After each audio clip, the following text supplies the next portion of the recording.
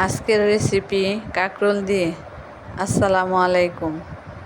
তো কাঁকরোলগুলি উপরের এই যে কাঁটা কিছু ফেলে তারপর পানি দিয়ে ভালো করে ধুয়ে নেব।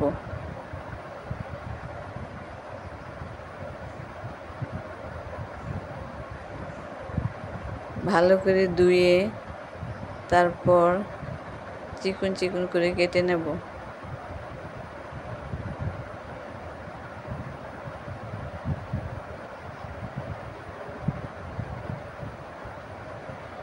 এইভাবে আমি সবগুলি কাঁকরোল কেটে নেব।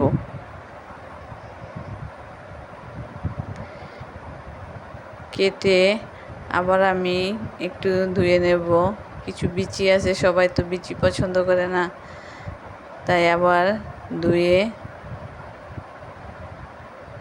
এই যে আবার ধুয়ে নিচ্ছি।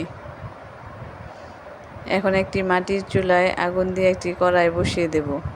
মাটির চুলার রান্নার স্বাদই কিন্তু অন্যরকম, আমার কাছে খুব ভালো লাগে।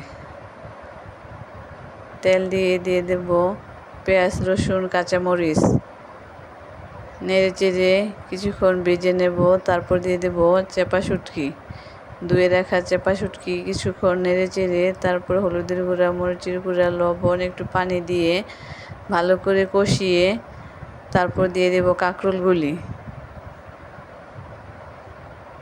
এখন নেড়ে চেড়ে কিছুক্ষণ নেড়ে চেড়ে তারপর একটু পানি দিয়ে ডেকে কিছুক্ষণ জাল করে নেব। ঢাকনাটা খুলে আবারও নেড়ে চেড়ে দেব।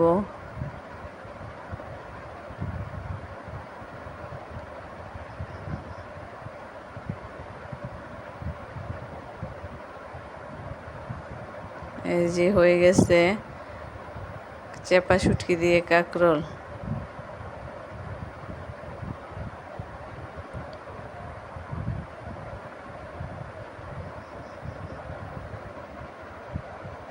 কার কার কাছে ভালো লাগে কমেন্টে জানাবেন, লাইক দিতে ভুলবেন না।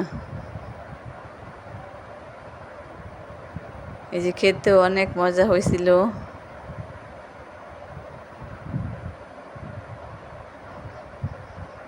অনেক মজা হয়েছে।